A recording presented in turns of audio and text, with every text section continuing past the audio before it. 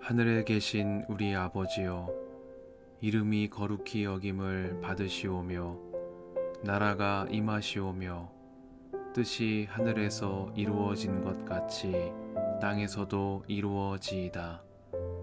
오늘 우리에게 일용할 양식을 주시옵고 우리가 우리에게 죄 지은 자를 사하여 준 것 같이 우리 죄를 사하여 주시옵고 우리를 시험에 들게 하지 마시옵고 다만 악에서 구하시옵소서. 나라와 권세와 영광이 아버지께 영원히 있사옵나이다. 아멘.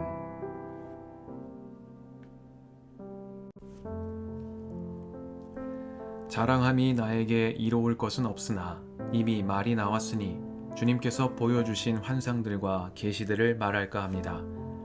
나는 그리스도를 믿는 사람 하나를 알고 있습니다. 그는 14년 전에 셋째 하늘에까지 이끌려 올라갔습니다. 그때 그가 몸 안에 있었는지 몸 밖에 있었는지 나는 알지 못하지만 하나님께서는 아십니다. 나는 이 사람을 압니다. 그가 몸을 입은 채 그렇게 했는지 몸을 떠나서 그렇게 했는지를 나는 알지 못하지만 하나님께서는 아십니다. 이 사람이 낙원에 이끌려 올라가서 말로 표현할 수도 없고 사람이 말해서도 안 되는 말씀을 들었습니다. 나는 이런 사람을 자랑하려고 합니다. 그러나 나 자신을 두고서는 내 약점밖에는 자랑하지 않겠습니다. 내가 자랑하려 하더라도 진실을 말할 터이므로 어리석은 사람이 되지는 않을 것입니다.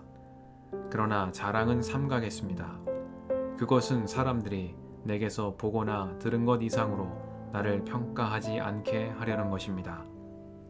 내가 받은 엄청난 계시들 때문에 사람들이 나를 과대평가하는지도 모릅니다. 그러므로 내가 교만하게 되지 못하도록 하나님께서 내 몸에 가시를 주셨습니다. 그것은 사탄의 하수인이라고 할 수 있는데 그것으로 나를 치셔서 나로 하여금 교만해지지 못하게 하시려는 것이었습니다.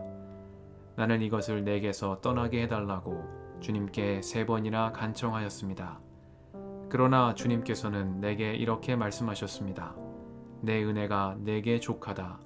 내 능력은 약한 데서 완전하게 된다. 그러므로 그리스도의 능력이 내게 머무르게 하기 위하여 나는 더욱더 기쁜 마음으로 내 약점들을 자랑하려고 합니다. 그러므로 나는 그리스도를 위하여 병약함과 모욕과 궁핍과 박해와 곤란을 겪는 것을 기뻐합니다. 내가 약할 그때에 오히려 내가 강하기 때문입니다. 나는 어리석은 사람이 되어버렸습니다. 여러분이 나를 억지로 그렇게 만들었습니다. 그러나 여러분은 나를 인정해 주었어야 마땅합니다. 내가 비록 보잘것없는 사람일지라도 저 우두머리 사도들보다 부족한 것이 하나도 없습니다. 나는 여러분 가운데서 일일이 참고 견디면서 놀라운 일과 기적을 표징으로 삼아 사도가 된 표징을 행하였습니다. 내가 여러분에게 폐를 끼치지 않았다는 것을 제외하고 여러분이 다른 교회들보다 못난 점이 무엇입니까? 이렇게 한 것이 불공평한 처사라고 하면 용서하여 주시기 바랍니다. 지금 나는 이렇게 3번째로 여러분에게로 갈 준비가 되어 있습니다.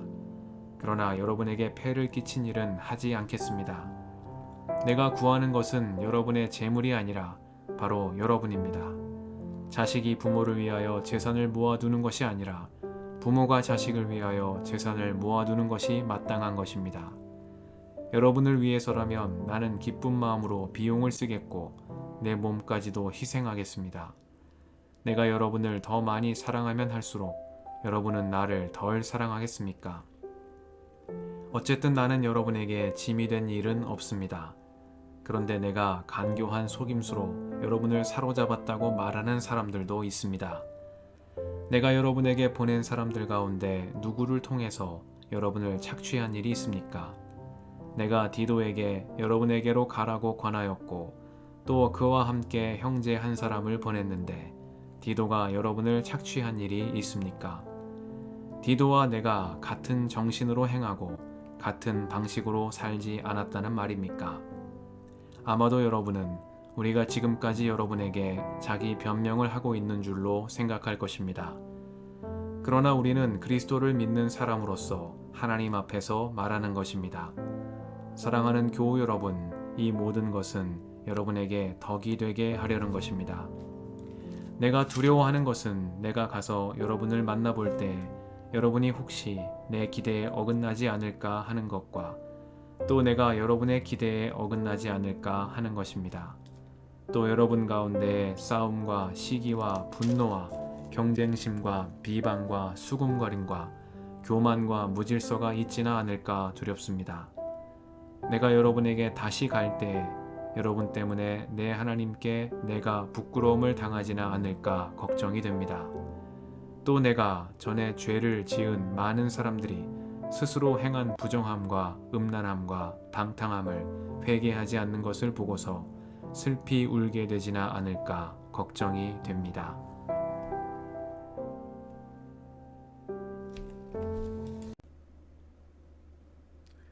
주님의 은총과 평화가 이 저녁에 여러분과 함께 하시길 빕니다. 그러므로 나는 그리스도를 위하여 병약함과 모욕과 궁핍과 박해와 곤란을 겪는 것을 기뻐합니다. 내가 약할 그때에 오히려 내가 강하기 때문입니다. 말씀 앞에서 성령의 인도하심과 지혜를 구합니다.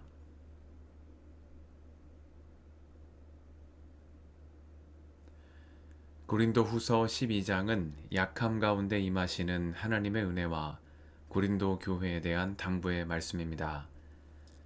앞서 바울은 거짓 사도들의 자랑에 맞서 자신의 고난을 자랑했습니다.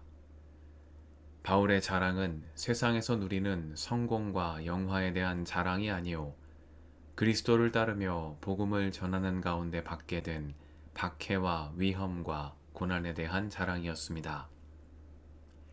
12장에서 바울은 자신의 육체의 연약함을 두고 자랑합니다. 그는 낙원에 이끌려 올라가는 신비를 체험했으나 이러한 영적 체험보다 오히려 그의 몸에 있는 가시를 두고 주님께서 하신 말씀을 자랑합니다. 바울은 하나님께서 그의 몸에 가시를 주셨다고 말합니다. 이 가시가 무엇인지는 알 수 없으나 바울은 그것을 사탄의 하수인이라고 불렀고 이것을 떠나게 해달라고 3번이나 주님께 간청했을 만큼 그를 괴롭히던 무엇이 있었을 것이라는 점은 추측해 볼 수 있습니다. 바울의 간청에 대한 주님의 응답은 그의 기대와 달랐습니다. 주님은 가시를 없애주시는 대신 내 은혜가 내게 족하다 하시며 내 능력은 약한 데서 완전하게 된다 말씀하셨습니다.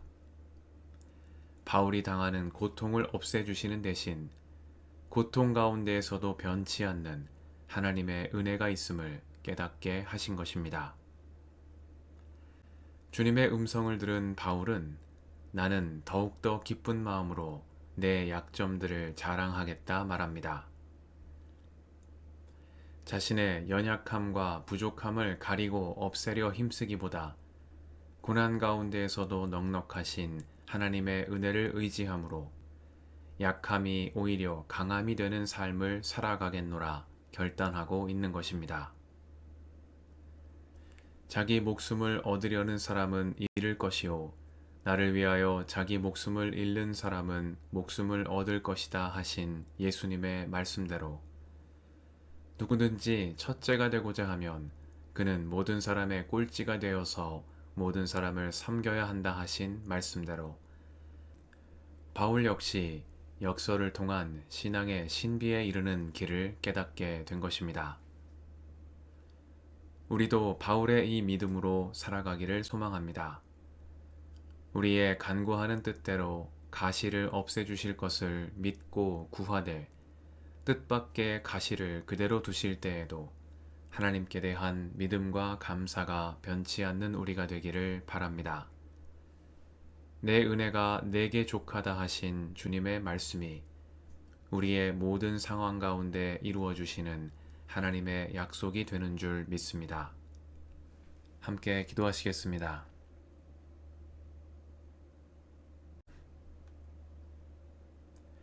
주님, 오늘도 이 저녁을 허락하시니 감사합니다. 약할 때 강함이 되시는 주님, 내 은혜가 내게 족하다 하신 말씀을 기억하며 믿음으로 구한 것은 언제나 받은 줄로 믿고 감사하는 저희가 되게 하옵소서.